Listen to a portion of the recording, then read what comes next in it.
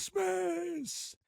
Hey, it's ODB. If you happen to be a day one listener or maybe day two listener, it's Christmas 2024. So I had to start with a little bit of a spin off of the yo, yo, yo with a ho, ho, ho, Merry Christmas, not Smutmas. Thanks for coming back, everyone. This is going to be a quicker intro. As I've stated, kind of just trying to keep things a little bit more light with this podcast, especially as we get sideways into 2025. We want to thank our title sponsor, Scraping the Coast. I would reinforce to you that the show is upcoming. It is the 20th through the 22nd of June. So June 20th, 21st, 22nd, 2025 in Biloxi, Mississippi. You're not going to want to miss it. One of the biggest and baddest truck shows. Years ago, I kind of wrote that it reminds me of SEMA to a certain extent because you have this huge venue, the Coliseum, and it's truly an awesome time. Oh, by the way, there's air conditioning, so shout out to the kinfolk and our title sponsor at Scraping the Coast. Listen, on this episode, I'm going to have someone who I call a friend, Doug Wilson. He also has his friend, Alan from AK, join us as well. He's an airbrush guy, kind of a paint and body guy, if you will. And it's really cool. You may not know Doug Wilson's name, but I'll tell you, he's a genuine, awesome guy. Oh, by the way, him and his wife, his late wife's truck, graces the cover of the current MiniTruckin Magazine, issue number 3. And that is, of course, the return. If you just happen to stumble upon our podcast, yes, MiniTruckin Magazine is back. You can order the magazine. I'll talk a little bit about that, of course, when I'm talking with Doug. The overview is brought to you by our kinfolk at Hammered Weekend Wear. I will give them a huge shout out during the episode because Doug's truck, oh, by the way, Doug and Kim's truck, also graces a Hammered Weekend Wear shirt. So please, if you can, support our kinfolk at Hammered Weekend Wear, HAMMERD, weekendwear.com. Okay, moving right along, we get the breaking news. And this one's going to be more along the lines of the holidays.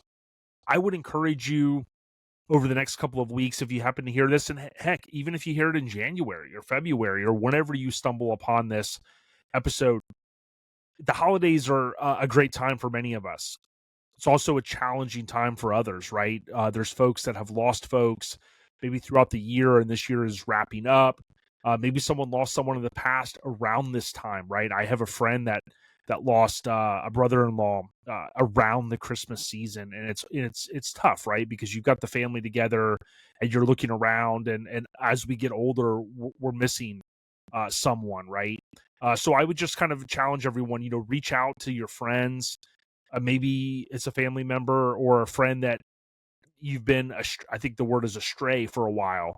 Maybe you're not seeing eye to eye with the person. Reach out to them. Check in on them. Hey, how you doing? I know it's been a minute, but I think that's really important. I know I, don't talk about my personal stuff a lot, but my aunt Johnny had passed away, and I knew she was getting older, and I had messaged her one evening, and she was buying Girl Scout cookies from somebody we know. And before I knew it, the next week she was gone, and I had wanted to keep stopping by there. And I have since now, unfortunately, now that she's passed, to spend a little bit of time with my Uncle Charles, her husband. He's 87 now. But whether I always talk about this, whether it's something that, you need to go see a family member or you want to call someone, we often will hear this, don't delay. You got to do it because you don't know if there's going to be a tomorrow. So, reach out to someone, right? Check on your friends, your family, even if it's a quick text. I mean, think about all the ways, and I'm not perfect either. We often will, I don't want to say make an excuse, but I think that's what it is. I don't have any time. Well, I try not to use that phrase anymore because I'm thinking to myself, I have a lot of time. It's just, where do I want to use my time, right? Where do I want to utilize it? I'm watching a football game for 4 hours. That's time. I mean, yeah, I want to do that, but especially getting into 2025, I want to quit using that. I just have no time, right? We have time, but we choose to do certain things, right? Absolutely. Like, you're going to go to your job if you work 40 hours a week. you're going to get up and be on time so you don't lose your job, right? If that's something you need, right? But then it's like, well, what is your next priority, right? Spending time with your family and so on. So you get where I'm going. The breaking news brought to you by Lone Star Throwdown. I will also mention them with Doug a little bit later, but LoneStarThrowdown.com. Yes, I understand the pre-reg is sold out, but we would ask that you gallivant on out to Conroe, Texas, biggest, baddest show in the country related to trucks, in my opinion. Love some LST. LoneStarThrowdown.com for more. The general updates, this one's super quick. I just kind of hit upon it. Spend time with your family. I think just a moment ago I was reinforcing, hey, reach out to someone. But, certainly these next 2 weeks, some of you are going to be working your tails off. Shout out to the homie Jalopy Joe. I know he's been running crazy and he's kind of looking to, potentially retire in the near future. But, these first responders, right? These folks that have been helping the people in the Carolinas and Florida and Georgia and some of these other states that have been negatively impacted from storms, right? Some people are running super hard. There's going to be other kinfolk that you guys are going to be off for a couple weeks. I took a couple of days off in conjunction with the holiday that I have, and I'm going to spend some time with the fam. I did that last weekend as well. I'm on my phone some, but I've got to cut back on that, right? I want to spend the quality time with the family, so I encourage you to do that. The general updates brought to you by Southeast. MiniTruckin Nats, aka Mini Nats, will be out there the third weekend in April. And I say the third weekend in April because I keep messing this up. So it's actually the 25th, 26th, 27th. Okay. So April 25th, 26th, 27th of 2025. We hope that you can join us out there in Maggie Valley. It's an amazing event. The cruising itself, which literally costs you nothing. There's no armband to cruise. If you want to gallivant on into town and just hang out, that is fantastic. Keep it legal, is what our friend Hank Norris said. So next we got the trivia with Mike, and Mike is out playing Santa Claus, so we can't give him a hard time this week. But I got one question for all the listeners, the MiniTruckin Syndicate out there. Are you ready? All right. I hear Joey over there already pounding on the dash. In the song Frosty the Snowman, what made Frosty come to life? So in the famous film that we recently watched, Frosty the Snowman, what made Frosty come to life? Although I am not wearing one, it was definitely an old silk hat.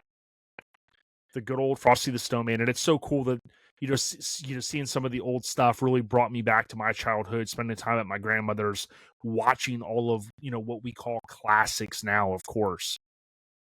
The trivia is brought to you by Garage Gear Clothing. Please do not forget garagegearclothing.com. They have free shipping when you spend a certain tier amount.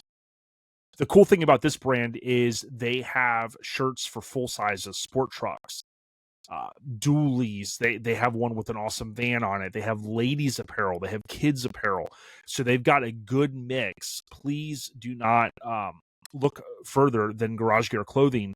Whether you're looking for the guys or the ladies' gear, they got you covered. Next, we got the scene updates. I'm going to keep this one very light. January 3rd in Tampa is the free cruise-in. Okay, so Vic calls it the pull-up. You can go out on Facebook and type in the pull-up if you're in the general area and you can make it out. I do realize Friday is tough on traffic. Of course, that's going to be kind of coming out of the holiday season. But January 3rd, which is that Friday after New Year's Day, right? There's a free cruise-in. Of course, it's at Wing House down by, I call it Tampa Stadium, but it's Raymond James Stadium. And we hope to see you out there. The scene updates is brought to you by our kinfolk at Local Rides Mag. Show them some love. Of course, MiniTruckin Mag is back, and they get the lion's share of the enthusiasm, but I would encourage you to go to Local Rides with the Z magazine.com. You can buy issues as low as about $8 or $9. It's homegrown. Good people support Local Rides Mag. Okay, next we got ODB, Hut 1, Hut 2, Hut 3, Hut, Old Dirty Ballard, live and uncut. Listen, I talked recently about 2 years for myself, no alcohol. I understand it's tough for people to just do cold turkey things, right? I like to be able to do things in my mind that I think it's difficult for some, right? I like to be able to say, "Hey, I wanna call the shots in my life," right? I'm very big on that. But I would encourage you as we get into this new year, set goals for yourself, okay? Whether it's paying off debt, buying a new ride, getting that promotion that you've been working hard at. Maybe it's wanting to retire. You know, we've got a lot of different age groups that listen to this podcast all over the world, by the way. So thank you to all of the listeners. But I would certainly encourage you, and like I said recently, if you're a pen and paper type of person, get some post-its. Write those to-do lists, right? If you're like me, you're going to use your iPhone or your Android device to go into the Notes app. I literally make the bullet points where I can tap on them whenever I'm accomplishing or, you know, knocking that item off the list. Even if it's small stuff, man, I'll wake up and by the time it's Saturday, I look at my list and I'm like, wow, between sneaking in a couple things Friday night and then doing all the stuff Saturday morning, boom, I'm halfway done with my list, or my list is done. Makes me kind of feel like, boom, I'm getting stuff done. So again, I would just encourage you as you get into the new year, maybe it's finishing a ride, maybe it's spending more time with your fam, maybe it's settling down, buying a house, you know, whatever those goals are, you got to work hard to achieve them. I am ODB and I approve this message. I want to give a huge shout out to Colorado Custom Wheels. You can go to coloradocustom.com and hit up Michael and team if you need a steering wheel, any kind of billet stuff. And oh, by the way, wheels, which they specialize in, they'll cut any of the old wheels that you want as well. ODB Live and Uncut. Okay. Podcast updates. I would just tell you, if you can, go out to ourlifestylepodcast.com. Notice how I don't push our stuff before our key partners, right? If you like what we do, if you want to support us, this is a free show, but go to ourlifestylepodcast.com. We've got the If Marty Was a Mini Trucker merch that is shipping pretty much real time, give or take within 1 or 2 business days, depending on the holiday and whatnot. But Mike and Shannon will get that stuff out. You got to get it before it's out of here, as you know, a Back to the Future fan might understand. Even if you're not a Back to the Future fan, you're going to love this one. It's a Toyota Extra Cab. It's got a hoverboard on it. It's got a very cool color scheme. Thanks to Graphic Disorder for making that happen. We want to give a huge shout out to The Freaking Weekend. Okay. I talked about at the top, Scraping the Coast every June in Biloxi. But oh, by the way, there's another show, thefreakingweekend.com, and it's 3 months after Scraping the Coast in Biloxi. So you're talking the third weekend in September. It's going to be around the 21st to the 23rd, I think, are the official dates for 2025. We're going to be back out there again. It's going to be a great time. In closing, I know I made this a little bit shorter than I normally would. Here's all I want to wrap it up with is thank you for the support. Thank you for the awesome year. I may try to sneak one more episode in this year. I've got it already in the can. I just need to put it together. I want to thank Corey Floyd. I used some images in this interview, so watch it if you can on YouTube. With the exception, I think, of a screenshot that I used from my video at the beginning when I show the rear end of the truck. All of the other photos are Corey Floyd Photography. He's amazing. I'm so glad that MiniTruckin is utilizing his amazing skill set. Corey Floyd on Facebook. Many of you have used him before to kind of book sessions, which he does do. I'd love to book one with him for Mini Nats. He's a great guy. Great job, MiniTruckin Magazine. Great job, Adam and Dizzy, for helping kind of pick this one as well. And I wish you all a Merry Christmas and Happy New Year. If I forgot anything, hopefully I'll hit you with the next one. Stay on the rise, stay safe, and bury the beefs. ODB, we got ya. Peace. Hey, I'm super excited to sit down with somebody I call a brother. We're excited also, but Alan is there. And Doug, I just want to say thanks so much for sitting down with us. Thank you. Appreciate it. And Alan, thanks for sitting down with us as well, and also kind of letting Doug come over there and invade the shop. Yeah, no, thank you. Glad to be a part of it. So Doug Wilson, we got definitely a lot to talk about. I just wanted to start briefly though, because we met a few years back at SEMA, and man, I had so many good conversations with you, and we talked about a lot. But just give us kind of the elevator pitch. Like you got involved in the truck scene back in the 1980s, right? Yeah, 1982.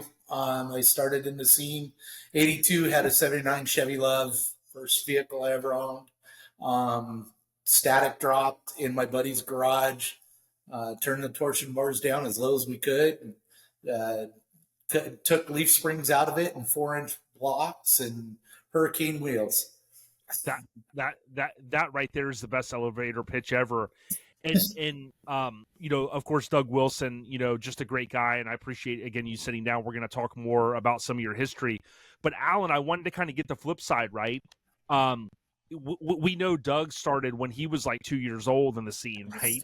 But like, just tell us briefly, like, kind of like when did you get involved in this? You've been in it like 20 years, or kind of how long you've been? Yeah, right around 20, probably 18, 19. I'm later in the game. I was born in 87, so yeah, exactly, yeah. You know, but around 2005 was when I had a Tacoma, 99 Tacoma, and then I got into painting, so I was just starting, and I was getting all the MiniTruckin magazines and tailgate magazines, and that's where I wanted to go, you know. Yeah, so I started late, definitely. Yeah, and what's unique is that when I make posts, you know, I sometimes forget there's a lot of people that got in the scene like in that what I call like that early 2000, mid 2000 era, and that sounds like kind of when you got involved, which is super cool. Doug, what's like? I know this is kind of like me getting normally ahead. I'm going to switch it up a little bit, but like when you think about what's different now in the truck scene versus, you know, you're talking 82, 85, you know, some of our different listeners, right? They may go, wow, what was the truck scene like back then? I mean, if there's one maybe thing that comes to mind, what is it? What was the big difference? Well, everything was static drop back then. We couldn't afford to do hydros, airbags weren't around, you know. The whole mini truck scene, in my opinion, got built out of the kids seeing the custom vehicles, the classic cars, that type of thing, wanting to do something but couldn't afford it. Sure. You know, Yep. that was really the biggest thing. So we just, you know, cutting up everything that we could cut up, and, you know, deep dish wheels were in. So you put the 12-inch wide deeps underneath the car, and hopefully you didn't tear up the, you know, 195, 50, 15 fold of tires, you know.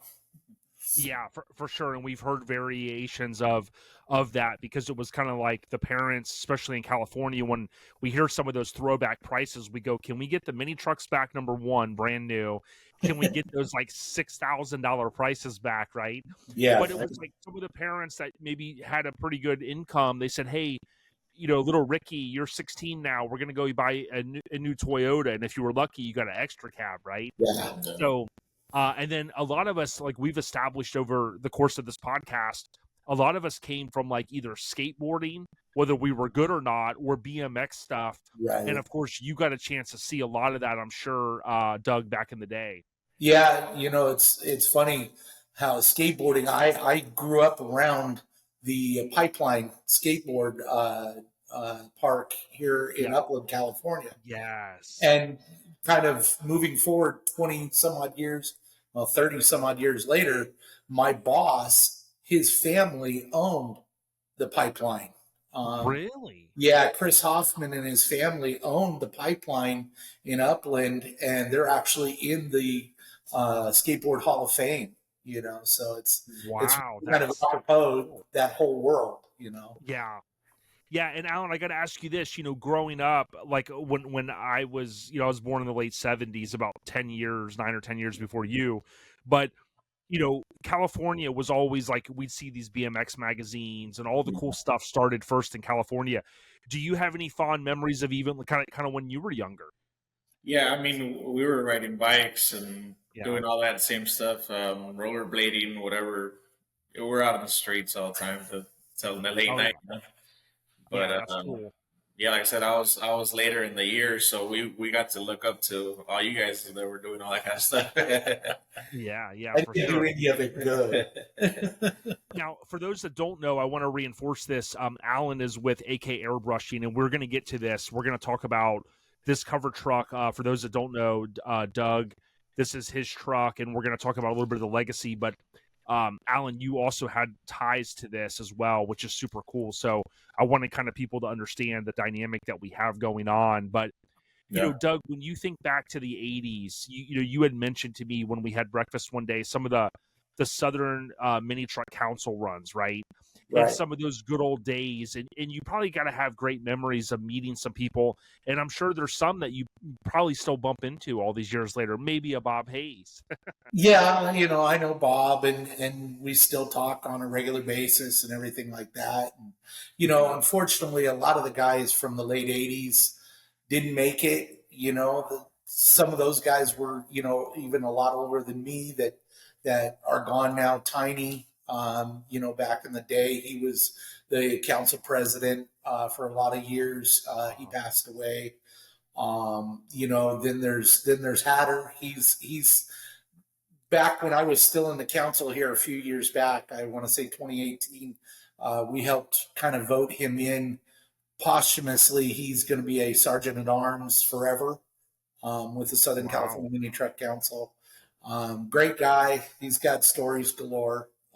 You know, he's been in it longer than I've been in it, you know. So it's fun to see a lot of the changes, but sometimes it's not as great to see some of the changes, you know. I'm glad to see a resurgence of mini trucks, though. I really am. Yeah, and Alan, just the other dynamic of it, right? You being a custom airbrush artist, you know, you've probably seen the ebb and flows, the ups and downs, if you will, of this stuff, right? There's, you know, motorcycles are hot, choppers are hot, minis are hot. Have you really kind of experienced some of that even as a business owner?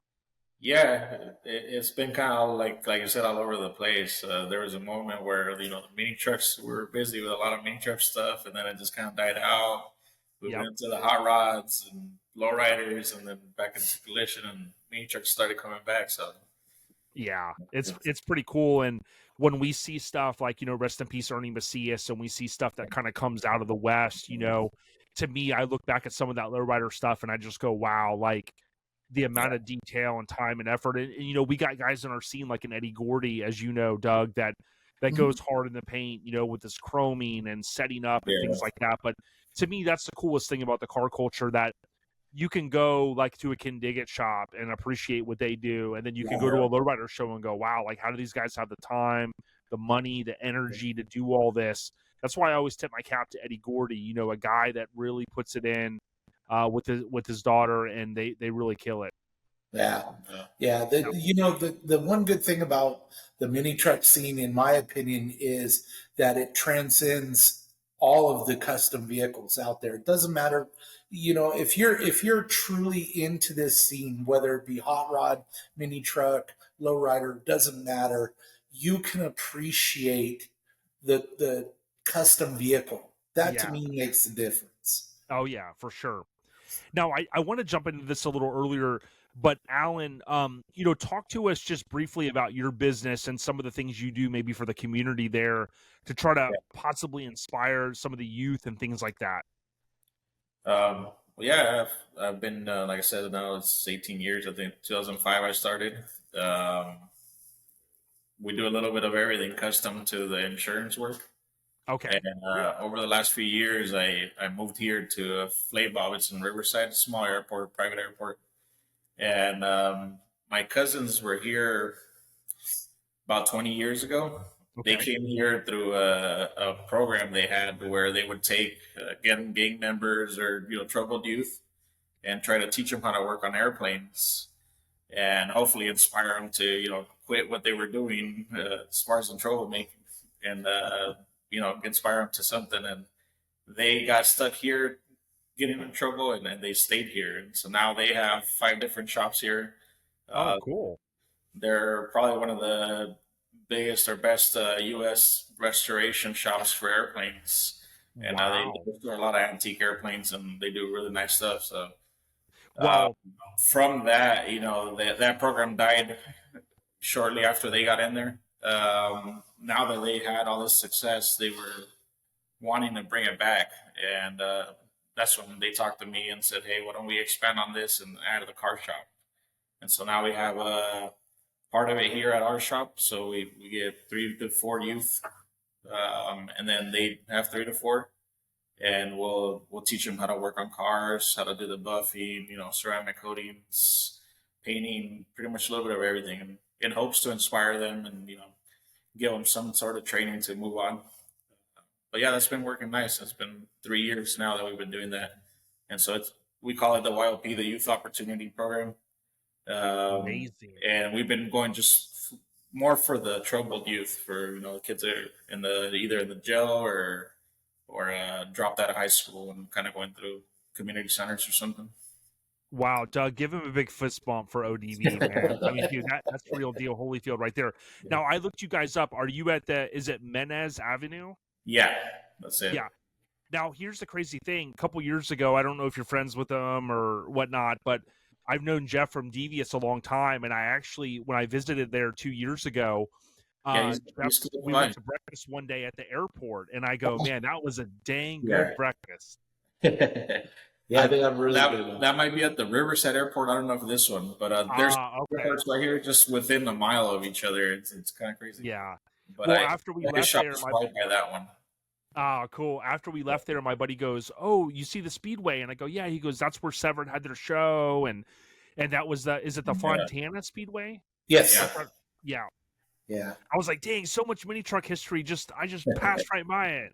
I mean, Doug knows me. He's like, "Yo, ODB's probably over there taking photos of like the open field and trying to line shit up." But no, but that's really cool, Alan. And I think like oftentimes, there's folks that might grow up without a parent. I know we're helping my nieces right now, and the importance of like either whether it's a fatherly figure or a mentor, I think is a good word to use. And I got to commend you guys, because often many years ago, a buddy of mine told me this. He goes, "It's not that we were talking about a friend of ours that got into some troubles, and he goes, it's not that it's a bad person. It's a bad situation sometimes, that people get in.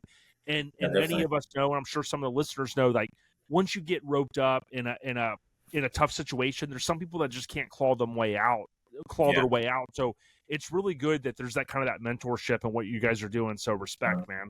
Definitely. Now that you say that, that's what I've noticed the most from these kids. Like most of them parents aren't around, or they're with a single parent that's never really around because they're always working, so they don't really have who to guide them in any way or show them the way. So I've seen it now more that's kind of why they're stuck in that situation. They're stuck.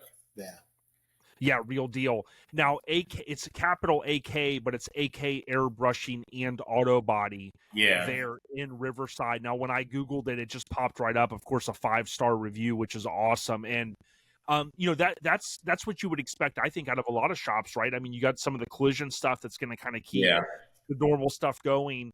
But then, of course, you dabble in some of the custom stuff that we'll talk about as well. Yeah. Cool. Yeah, the collision, I feel, is probably everybody's main bread and butter. And the custom, I mean, we love doing this kind of stuff. Sometimes it doesn't quite pay the bills, but it's our passion. I've always been into trucks, so it's hard to pull away from it. That's a real deal right there. Yeah. Now, Doug, I want to transition back to like when you and I talked a little bit about the kind of the sport truck era, but then that dovetails into like we started seeing the full-size trucks laid out.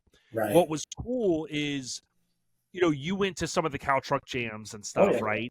You must have fond memories of seeing like one of our favorite trucks, West Side Crew Cut. We'll talk more about Master Image Customs, of course, but what when you think back to the 90s, what were some of your good memories from then? Well, it's really funny you talk about when the full size came into effect, the OBS trucks came into effect. There was a dealership here in Southern California called Richard Hibbert Chevrolet. They were up in Claremont. They were putting out the OBS lowered tonneau covers, custom paint, everything. You could walk onto their dealership and buy a custom lowered truck right then and there. I remember hearing about that. And that was really cool. And you saw all the little shops, you know, in Upland, you had Wild Bill's Customs, you know, you had all these different shops that were just accessory houses, you know, and everything like that. And you could go and you could hook up and basically walk out, if you had the money, walk out with everything that you could ever want to lower a vehicle and customize it right then and there. It was really a mindset for everybody. Everybody wanted to have a custom vehicle at that time. Yeah, 5.7 drop, maybe the flip kit, C notch, you know, 17s if you were balling. Oh yeah, big time. 16s, maybe, you know, if you had a good pay week, but you know, 17s if you were really on top of your game. So no, but we heard about things like that, and it was so interesting because we're going to talk more about this as we get into 2025, but you know, we've seen stuff. I know Auto Revolution's done some stuff as well. When you talk about this mashup of like what Boyd was doing, right? I mean, I think he gets the lion's share of the credit, rightfully so. But, you know, you look back to that era and you know, you look at an 87, 88, 89 Truckin issue into the 90s and you just go, man, like, how did we ever even get out of that? Because this is so gold. And now we all know why it's back. Yeah, it really was. I mean, I remember those days, you know, like I said earlier, and I've said to you before, you know, going to Leg Lake for the council meetings and stuff like that, you know, and it's a car show for a meeting. I mean, everybody's out there, they're cruising, they're having a good time, you know, and yeah, the cops were around, but they didn't, you know, constantly mess with everybody. But people kept it, you know, pretty calm.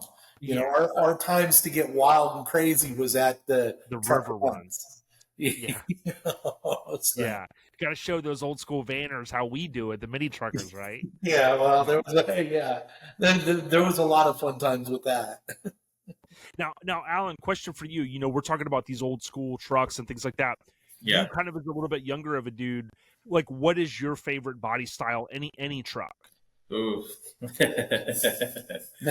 I don't know, man. I like them all. Are you going to go like OBS, or is there like a mini truck? You know, yes, and I mean, growing up, you know, I saw those, and honestly, I had an uncle who had a 2-door Tahoe, and it was a 4-door. It was the limited, you know, they had that limited 4-door, and it was on 20s, and I thought it was the coolest fucking truck ever. And this is you know what's up. Like, we're talking about all that same stuff, and like to your point, whether it was static drop or eventually mid to late 90s, you know, boom. Yeah, static drop, the billet grills, all that stuff. I mean, I was a kid and I was looking at all that and you know, wow.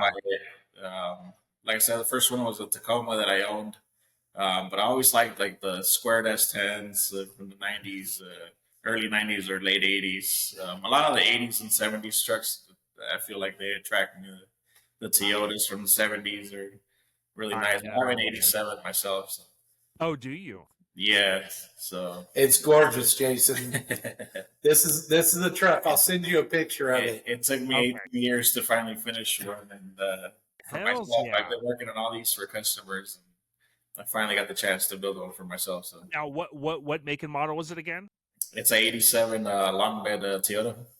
Awesome. Okay, yeah. I thought you were saying. Okay, I thought you said Toyota. That's sick, dude. In fact, it was parked next to my Toyota at Forbidden Fantasy show this year, and then it was we did the Calaca show in Corona together. Yeah. And that's sick. Yeah, I'll have to go. I'll go back and look at the coverage too. Yeah, we had to squish his head a little bit because somebody came in and we did a show here for Veterans Day, and somebody came in. Oh man, who owns that badass Toyota out front?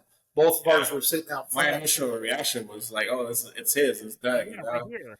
And then I was like, "Wait a minute, mine's a Toyota too. Which one?" And he said the cool one, the brown one. I was like, "Oh, that's mine." That made you feel good, right, Alan? Yeah. Yeah. Well, and when you think about, like, we had Doug DeBerti on, because of my friend Josh that had a connection with Doug, and I think back to that era of, like you said, like even Empire Motorsports, right, and all the billet that was being made. But I got to give a tip of the cap to one of my RA brothers. I call him TD, Tim Davis. You know, Tim worked at Hunter's over on the East Coast, right in Tennessee, and he has some classic stories when Boyd would fly in.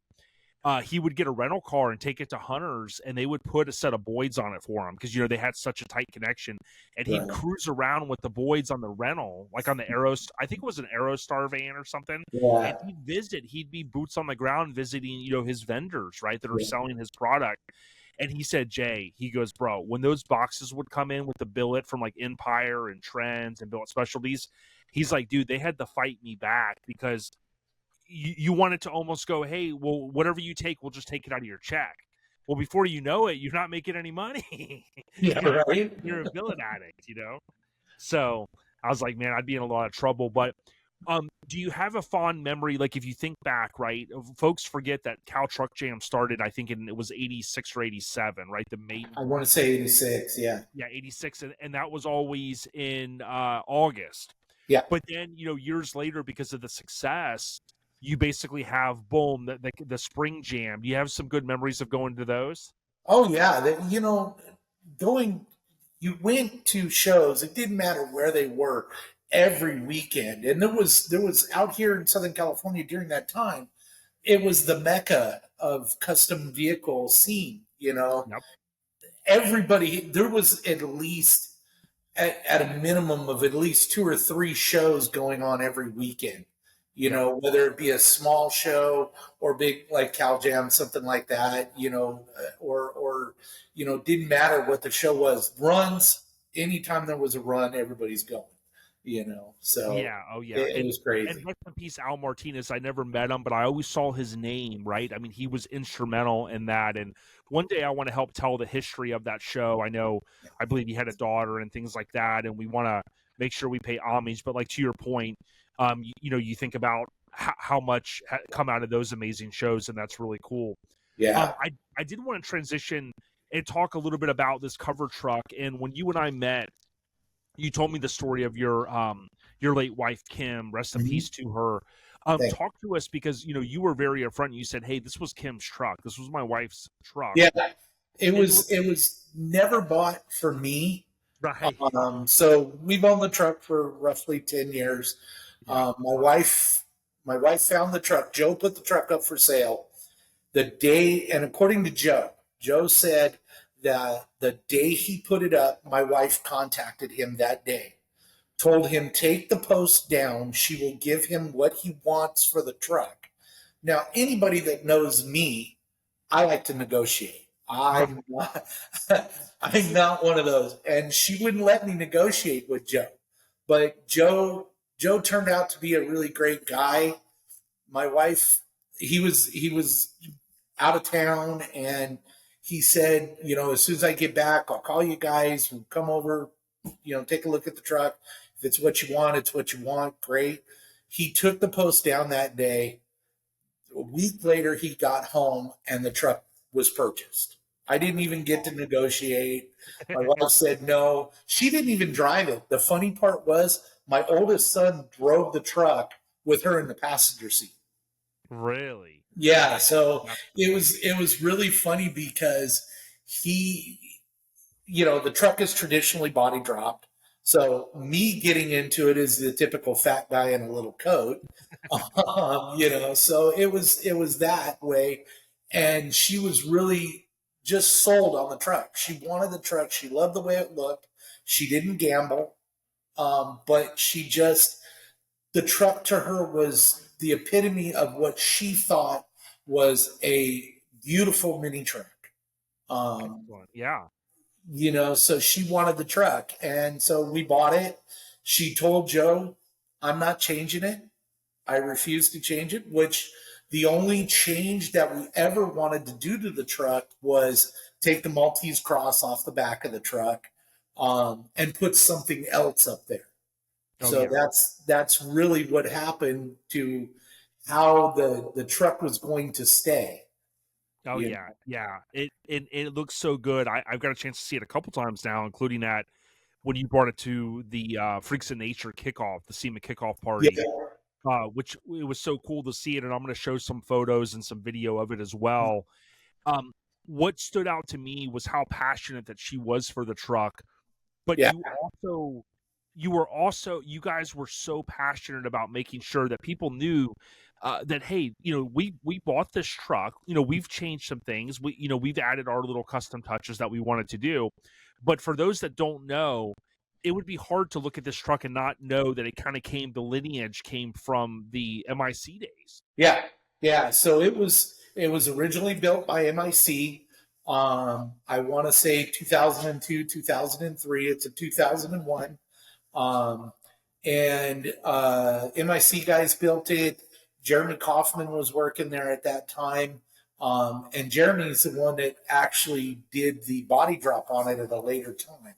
Oh, wow. So Jeremy Kaufman actually body dropped it, and then he did some work on the air ride on it, some of the bags, kind of thing. That's pretty cool. And he was at the Mini Truck Hall of Fame. Well, I didn't get to go this year, but he was there the year before. Yeah, man, he's a tall guy, man. Yeah, he is. He's really good at folding himself up into mini trucks. Yeah, shout out to Jeremy Kaufman, and he's been a guest on, but loves his Mazda, and it's he always chimes in on the good old days, as we call it. Yeah, definitely. Now, what how far did you have to go to get the Toyota Tacoma? One city. It was in Corona, and I live in the city of Norco. So we were 5 minutes from Joe. Joe was originally in Orange County, Anaheim area, I think it was, and then he moved out to Corona. And the funny thing about the truck is, from the time that it was body dropped, because I had the paperwork, not body drop, but worked on it MIC, to the time that we bought the truck, there was only 850 miles put on the truck. Wow. The truck has 47,000 original miles.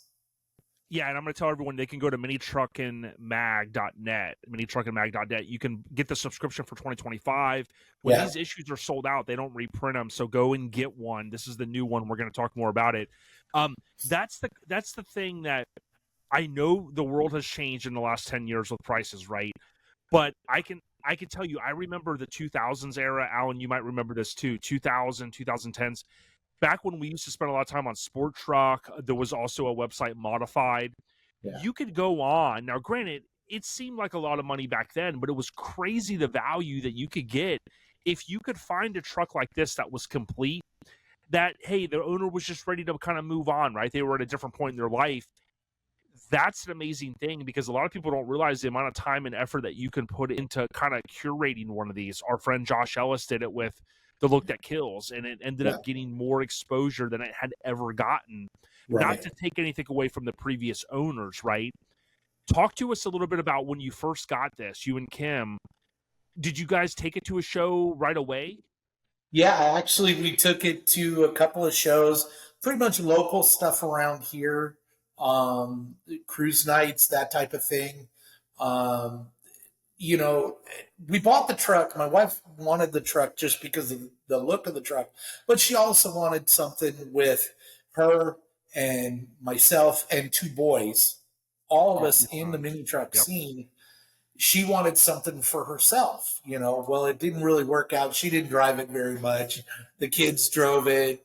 We trailered it to shows, that kind of thing. Sure. And she would drive it into the show. But one of the funniest stories were, we took it to a cruise night, I think it was, and we had trailered it to a show that day. Then we went to a cruise night that night, and then we went over to friends of ours after the show, and the truck was off of the trailer. And my wife thought, well, I'll just drive it home. Well, she takes off and she goes to drive. Well, she hit the light switch, the headlight switch on the Toyotas, and they're the roller style on the turn signal. And she shut off the headlights. And it was funny because I'm trying to get her attention to turn the lights on. Well, she pulled out in front of a cop in Chino. And she's just cruising down the road with no lights on. Well, he pulls her over, and and my wife was not mean by any stretch of the imagination, but the officer walks up to the window of the truck, and he goes, "Ma'am, do you know why I pulled you over?" And she goes, "I bet you it's got something to do with the damn lights. I can't figure out how to turn them off." And the officer reached his hand inside the truck, turned on the lights for it, and said, "Have a nice evening." And he walked away. Hey, well, there's a tick mark for Kim because that's the way to get out of a ticket. I love it. Right. Yeah, she's smiling on that one. Oh, definitely. Now I want to go back to the truck more, but I want to tie in Alan briefly, because Alan, what just a moment ago, we talked a little bit about some of the changes, right? So my understanding is that the truck was custom painted, but you were able to come in and add some of your flavor, right, to it to help with the client's request. How difficult is that as an artist, right? That you have to come in and go, man, like I don't want to disrupt the flow. I don't want to like take away from the original artist. Talk to us about that. Yeah, I mean that's a part of it. We don't want to mess up what's there. And then, I mean, the way he had it was it's a truck that's history, So I mean, really, what we win this just to fix certain things. So it gets tricky because you have to mask and keep some of the original things there without damaging it. Sure. But the only thing that I didn't like were the cards, and I threw in the idea of, why don't we redo the cards a different way, but still keep them there. Yeah. Just to add a little bit of detail to them, and that I feel made a huge change. Yeah. And then there was other little ideas that he liked and wanted to throw in there, like the poker chips that he has. And, we came up with the roulette on the headlights, stuff like that. The tailgate was what took the biggest damage, and so we were going to repaint the whole back end anyways. So we redid the airbrushing back there and added that Queen of Hearts. Wow, it looks so good, man. Like you can't. I mean, I know you as the artist, you can kind of tell, hey, this was kind of added, but like you look at it and you go, wow, like it's awesome. Right. Yeah, that's what we talked on, like that Queen of Hearts. I said, do you want like a realistic looking character, or where are we going? And we figured because of the cards and everything, we'll just keep it to that card style of art. So yeah, it came out really cool. Alan, real quick before Doug jumps in, could you talk about the headlights really quick? Because dude, that blew me away seeing that mod. The paint. Yeah, I mean, he wanted to airbrush him. He kind of just said, do whatever you want to do. And so we pulled them apart, and I was trying to figure out with that little space what we could do. And I just got the idea of doing a roulette in there. And it turned out really nice, probably better than what I thought in my head we could put in there. But the space was tight, but it worked out nice. And then we hand pinstriped some hearts and diamonds in there. So yeah, that was a nice touch. And I told him I always wanted to airbrush a set of headlights, and I never thought on a mini truck, but mic drop. Yeah, definitely. Now, Doug, I didn't mean to jump in before you a second ago, but what were you going to say? You remember? No, yeah. I was going to go to the mural that's on the back. So the funny thing was, well, it's not really funny, but Kim had passed away. So Kim passed away November 25th, 2021. The truck was hit in 2022, and Alan started fixing it in January of 23. So when I brought it to Alan, I told him, I said, I want to do a Queen of Hearts on the back of the truck. And that's when, like he just mentioned, he kind of said, well, what do you want to do in the way of Queen of Hearts? And I said, well, just send me some samples. Now, me and him had never talked about the Alice in Wonderland Cheshire Cat on that. And the funny part of that is the mural was the Maltese Cross my wife was going to change it to a Cheshire Cat. Okay. But we had seen somebody that had a Cheshire Cat on their vehicle. So we're like, no, we're not going to do that. Well, the first picture that he sent me of a Queen of Hearts had the face in the scene from the cup of tea. Oh, wow. The Cheshire Cat. What are the chances of that?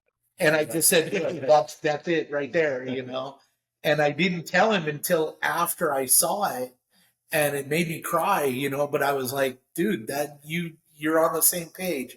I have one rule: I let artists do what they do. Yeah. You got to. I mean. Yeah, you do, and but yeah, that's just like almost like mind blowing to me. Yeah. Yeah. What are the chances, you know? Yeah. And it was a normal, just for those, it was like a normal like little collision accident. Was it just like a person not paying attention texting? It happened at a show. It happened at the council run. Yeah, it was a bad situation. My son was driving the truck back to put it on the trailer from the show area, and he stopped and he was waiting for somebody, and somebody behind him didn't stop, and it really caused more damage than we thought. Once Alan got into it and taking everything apart, and oh my gosh, and the amount of hours. You had a Cali combo on it already? Yes. Yeah. Yes. Okay. Yeah. Okay. So the tail lights were already cut into the tailgate. The Cali combo was already there. But it bent that up. It pushed the bed into the cab. Yeah, push the bed into the cab. Oh, okay. Yeah, that's The where bed side, like the wheel wells buckled a little bit from that bend down. Yeah. So the whole bed had. You can't tell. The other cool thing was when I went out to Vegas a year ago and we got to hang out. It was a lot of fun. It was the first time, dude. I got another show under my belt because we went to the show. Remember the weekend before SEMA there? Yes, the taco fence. Vegas has got it all, man. And that was the first time, if I recall correctly, that I saw the truck in person. I've seen it like online show coverage. I mean, I forget how much coverage it got. It didn't seem like it got a lot back then, but it was really cool to see it in person. And to your point, like giving us that timeline, it had just been finished earlier that year. Yes, yes.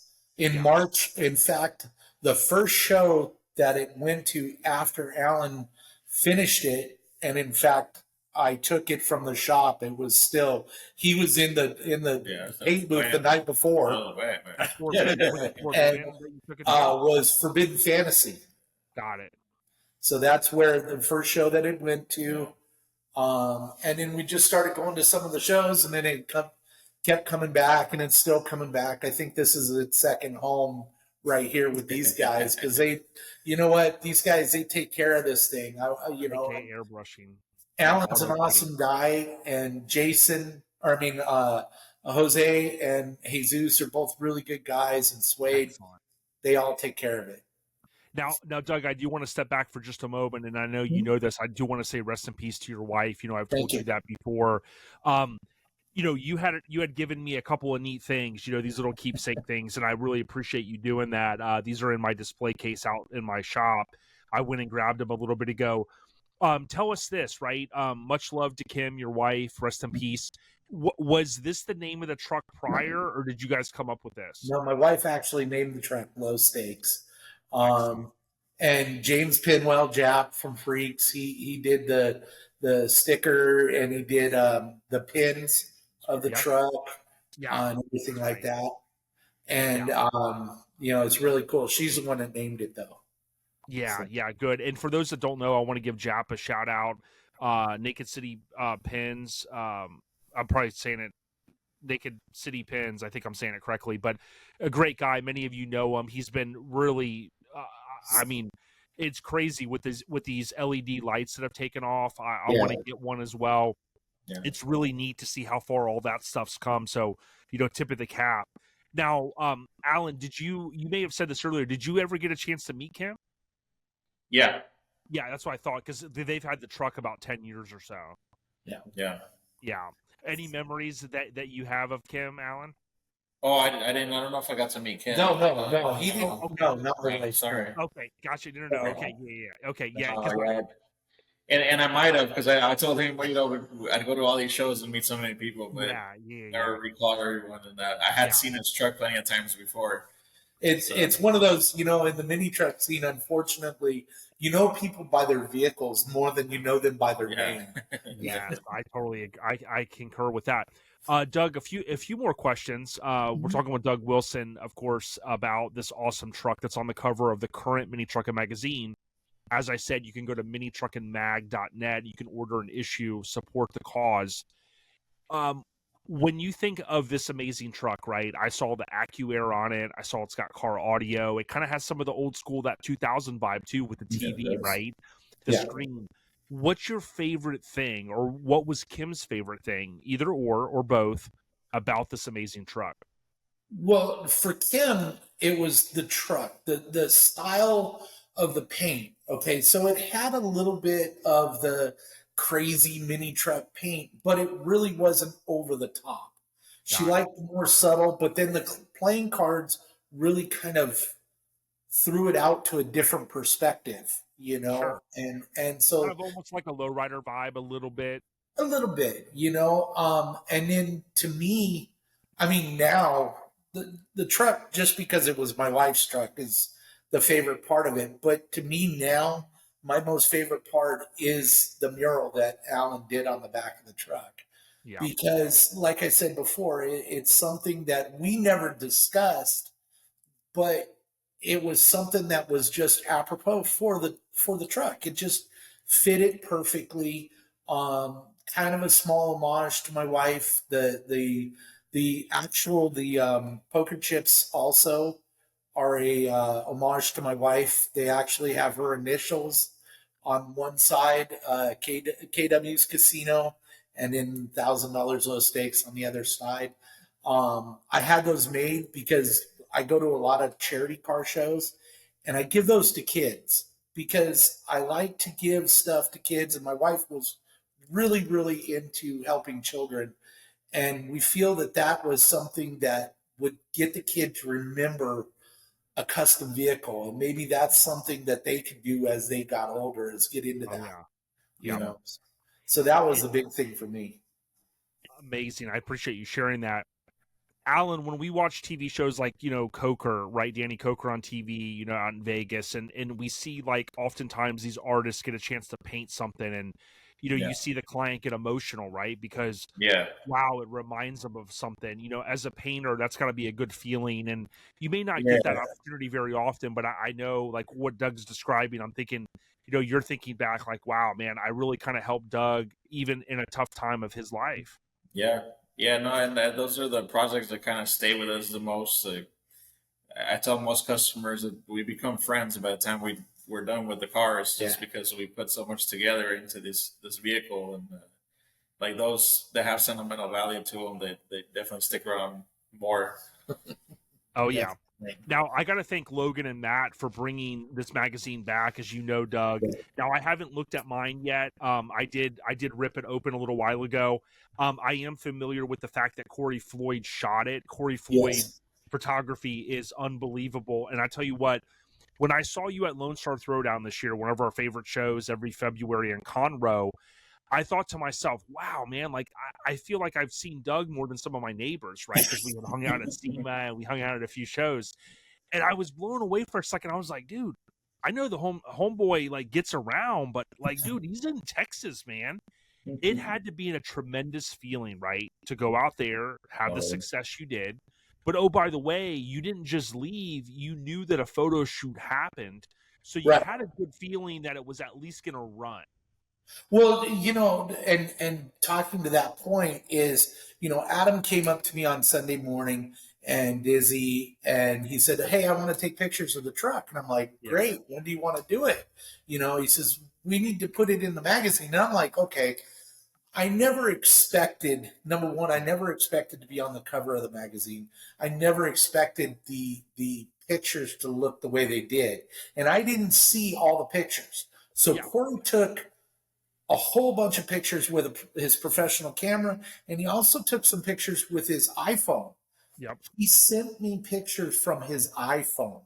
Okay. Right, of course. This happened Sunday morning. They're like, "Yeah, we got the photographer coming over right now." And I'm like, "Okay, great," But to see the pictures, the way they came out, just is incredible. I mean, it really turned out awesome.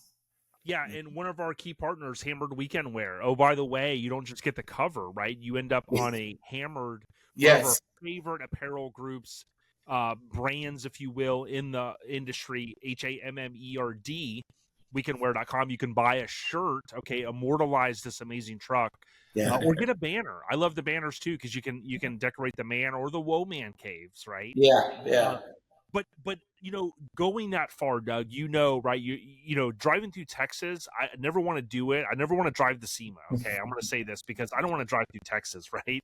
But right? You and your boys went out there. You guys had a great time, Yeah. but it had to have been a good feeling when you leave and you load it up and you go, we came out here, we had success with the truck, we love Lone Star, we got shot. You go home, you find out about the shirt. I mean, a lot of good things really happen, and I'm so happy for you. Yeah, and I never expected anything on the day of that show. We drove out. It was 22 hours. I drove 22 hours straight, and we went out there. And I just wanted to experience the show. I flew out the year before, but I wanted to take the truck to the show. I didn't expect anything. Got out there. The hospitality of everybody at the show was just incredible to begin with. Lonnie and all those guys just put on an excellent show, number one. Yep. Number two, then Adam and all the guys came over to me and said, hey, we want to take pictures of the truck. So I'm just stunned that they're, we're going to put it in the magazine. And I'm like, okay, great. I appreciate that.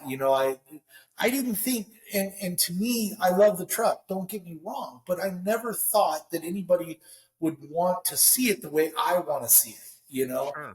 And then Adam says, yeah, we want to put it on a shirt. And I'm like, okay, great. That's awesome. And I appreciate that. I really, really do. And then on top of that, the end of the day, Sunday, I also won one of the top 10 mini truck awards at Lone Star Throwdown, which to me, all of that Sunday was the culmination, was just awesome for all of those things to happen. I was just utterly shocked. I mean, the one thing that made it a downfall for me was Kim wasn't there to see it, but to see that her stuff is going to continue on, that's important to me, Yeah, and a truck, although you guys did stuff to it, let's be honest. I mean, this is the amazing thing I tell people, right? I tell people, do not hate on people that buy a truck, okay? Whether it's a woman or a guy or whatever, okay? Because these legacies can be carried on. And sometimes, like the original owner, life happens and they maybe didn't show it a lot or whatever. And you guys are the perfect example of buying a truck, doing some custom touches, changing it up, some planned, some, of course, because of, challenges. But I think that's amazing. Now, Alan, I got to ask you this. When you have a client, right, that you can do some work for, right, at AK Airbrushing, and, you see the success. I mean, Lone Star Throwdown is no joke, to win a top 10 mini truck and get it to cover. It's got to be a good feeling for you and the guys there that put in all the extra work to say, look, we do work that can rival anybody in the country. Definitely. Yeah, definitely. It feels good, and it feels like we get that appreciation, that we work hard for all this stuff, and we finally get to see it out there and see people are liking it. Yeah, so it's a nice feeling.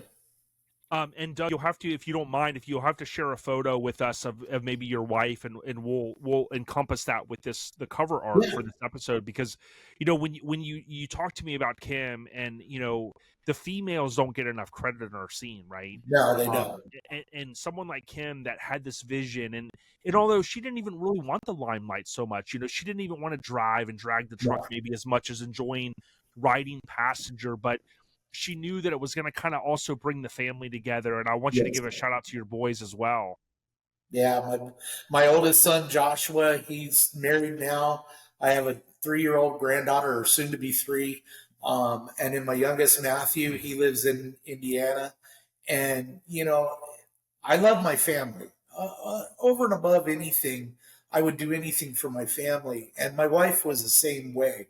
And I get, kind of choked up a little bit, but she was the person that didn't matter what we were doing. It was all for the family, but to see that her truck was the best out of what we owned, kind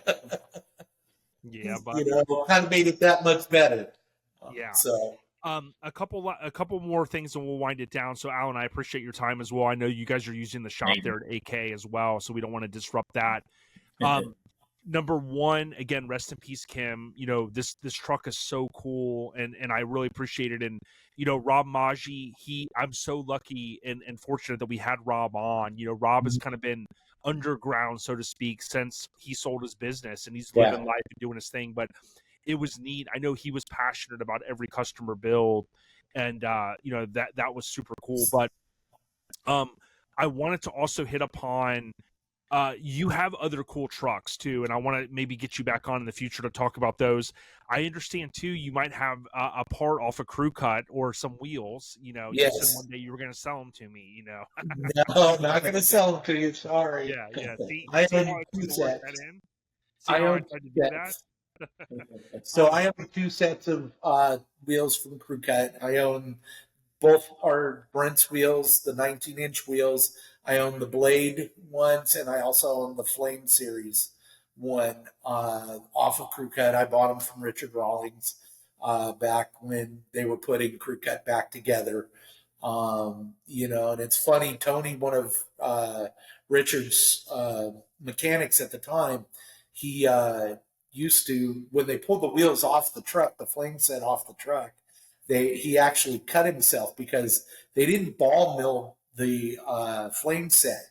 They were sharp edges. And I got the wheels and there's blood on the wheels. And I'm like, how'd this happen? Well, I was talking to Tony at SEMA. I want to say it was 2018. I think it was something like that. And he says, yeah, that's my blood on the wheels. And I said, well, it's still there. Yeah. And those, if I remember correctly, so when Richard got the truck, he had gotten both set, like Brent had the other wheels with it too. Yeah, so what they had was they had on one side they had the flame wheels, and on the other side of the truck they had the Blade wheels. I didn't realize that. For some reason I never realized that.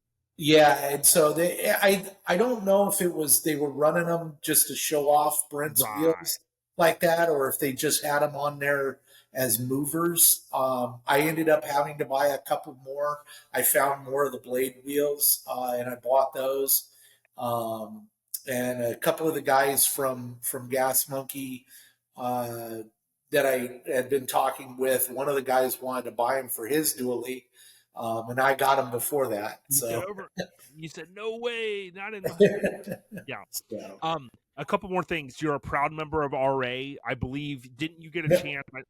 No, I'm not a member of the club. I always get that mixed up. Okay, for some reason I think that you are, but that was my mess up. No, that's okay. You're a solo rider. I am solo. I've been in Seductive. I was in my first club was Low Anxiety, then Seductive. Then I went to Local Finesse. Then I went back to Seductive. Then I got out of the scene for a little while. Then I went back to Seductive, and then now I'm not in any club. Yeah, smart. I'm out with every club. Real quick, this is a short one. I always get mixed up, and we got to get you back on to talk about Seductive. I always get it mixed up with Seductive Spring Splash. So it was originally Spectrum Minis had Spring Splash, and then Seductive kind of took it over with them, and then they kind of took it over after that late 90s, I want to say. And I always get that one confused because I got to get Corey on, but when I think of the world's greatest event, WGE, that morphed into a different show, and that stuff always confuses me. Yeah. So Easter Spring Splash was over Easter week or weekend, that type of thing, and then Seductive started doing Endless Summer back in the day. So it kind of all evolved around. It went away from the Easter time to more into the summer, into the late September-ish time frame. Yep. Yeah, so we're talking with Alan, and Alan, I appreciate your time as well. This has just been awesome. And Doug, of course, you sitting down with us to talk. Doug, when you and I talked before, you mentioned your career, right? You've had this long career, I think, well, at least currently what you're doing. I thought it was pretty neat. You also do instructing as well, right? Can you just briefly hit upon that? Yeah, I spent 30 years in a diesel truck. roughly. Now I work for Southern California Edison. I'm actually I'm a training specialist. I train people. I actually give them their Class A license that work for Southern California Edison. Right, for the truck driving piece. Yes, wheels or tracks. So got it. If it's got wheels or tracks on it, we teach them to operate it. And then I'm licensed through the state of California to give those employees their Class A license. So. Yeah, and I know you said they were really good to you when you went through the challenge, the life. So that's great, and that's great to have an employer that looks out like that. Yeah, definitely. Before I ask you, Doug, if there's any last updates you want to provide, I just want to throw it back to Alan real quick. We really appreciate you taking the time, man. But any other things you wanted to share with us and the listeners? Drawing a blank right now on the spot. Yeah. Thanks for doing this, right? Because I think a lot of people, when they get the opportunity, they sometimes go, "Well, what will I say?" or whatever. But certainly, you've been an amazing host, and thanks for talking about what you're doing with the youth. I think about how important that is. Even if you could change one person's life, there's going to be people when you get older, like Doug and I, right? And you look back, and there's going to be people that you go, "Wow, man, I changed some lives of people," and we thank you for that. No, thank you. That's exactly it. We're hoping at least one or two we inspire, and we'll be happy with that. Doug, man, listen, dude, what a year it's been. Again, rest in peace to Kim. We love Low Stakes. The Hammered Weekend Wear shirt, the cover of MiniTruckin Magazine. The sky's the limit. Live your dreams. I tell everybody out there, do what you can to have fun. Family first, of course, but give your boys a fist bump as well for Doug for me. Definitely. And any last words, Doug? Just, what? We're going to go to as many shows as we possibly can. And the only thing that I tell people out there, don't do the vehicle scene for yourself. Do it for the kids. Get out there, inspire the younger generation, because nowadays computers and all that kind of stuff, they want to play on video games. Get them out of the house. That's the big thing. And Alan could probably attest to this. You think about, I have friends that are in trades, right? Whether it's people can be very successful if it's painting or collision, or I think of the home world. You think electricians, right? Out there, the linemen, right, Doug? Yeah. I mean, those guys. Is not everything has to be computers, and obviously that is the future. I get it, but at the same time, there's still a lot of other careers out there that we need good people in. So definitely. Much love and respect to both of you. Again, thanks for the hospitality, Alan. Stay on the rise, my friend. All right. Take it easy. Take it easy, buddy.